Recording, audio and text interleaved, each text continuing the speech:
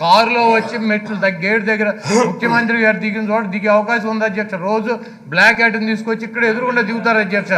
మన తలుపు తీస్తే మీకు కనబడతారు అధ్యక్ష. అటువంటి ఒక ఉద్దేశపూర్వకంగా కావాలని చెప్పి ఆయన ఆ గేట్లోంచి రాకుండా ఎమ్మెల్యేలు వచ్చేటువంటి గేట్లోకి వెళ్ళి ప్లే కార్డులు బ్యానర్లో కార్యకర్తలను వేసుకుని అసెంబ్లీలోకి రాణిస్తారు అధ్యక్ష. వాళ్ళు ఎవరైనా ఇద్దరు ముగ్గురు వచ్చి ఇక్కడ ఎవరి మీద దాడి చేస్తే వీళ్ళు సమాధానం చెబుతారు అధ్యక్ష. వాళ్ళు ఉద్యోగాలు పోవా. కాబట్టి ఇంత అనుభవం ఉన్నటువంటి వ్యక్తి ఇటువంటి బుద్ధి లేని పనులు చేస్తా రామనాయుడు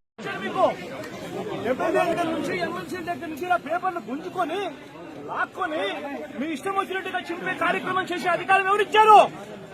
మధుసూదన్ రావు, గుర్తుపెట్టుకో, ఎల్లకాలం ఇలా మాదిరిగా ఉండదు. ప్రజాస్వామ్యంలో ఉన్నాం మనం. నీ టోపీ మీద ఉన్న సింహాలకు అర్థమేమిటో తెలుసా? అధికారంలో ఉన్న వాళ్లకు సెల్యూట్ కొట్టడం కాదు, ప్రజాస్వామ్యాన్ని కాపాడడం కోసం మీరున్నారు. గుర్తుపెట్టుకోండి.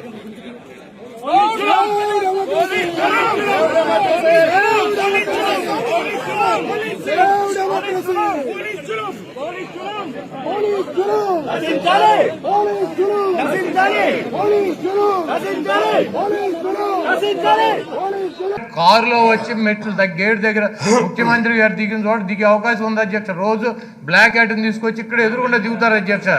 మన తలుపు తీస్తే మీకు కనబడతారు అధ్యక్ష. అటువంటి ఒక ఉద్దేశపూర్వకంగా కావాలని చెప్పి ఆయన ఆ గేట్లోంచి రాకుండా ఎమ్మెల్యేలు వచ్చేటువంటి గేట్లోకి వెళ్ళి ప్లే కార్డులు బ్యానర్లో కార్యకర్తలను వేసుకుని అసెంబ్లీలోకి రాణిస్తారు అధ్యక్ష. వాళ్ళు ఎవరైనా ఇద్దరు ముగ్గురు వచ్చి ఇక్కడ ఎవరి మీద దాడి చేస్తే వీళ్ళు సమాధానం చెబుతారు అధ్యక్ష. వాళ్ళు ఉద్యోగాలు పోవా.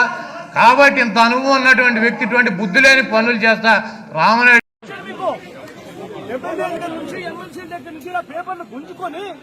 లాక్కొని మీ ఇష్టం వచ్చినట్టుగా చింపే కార్యక్రమం చేసే అధికారం ఎవరిచ్చారు? మధుసూదన్ రావు, గుర్తుపెట్టుకో, ఎల్లకాలం ఇలా మాదిరిగా ఉండదు. ప్రజాస్వామ్యంలో ఉన్నాం మనం.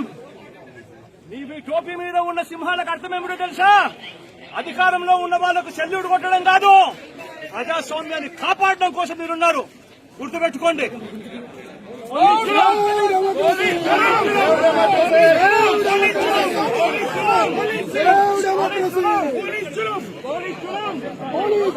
నశించాలి.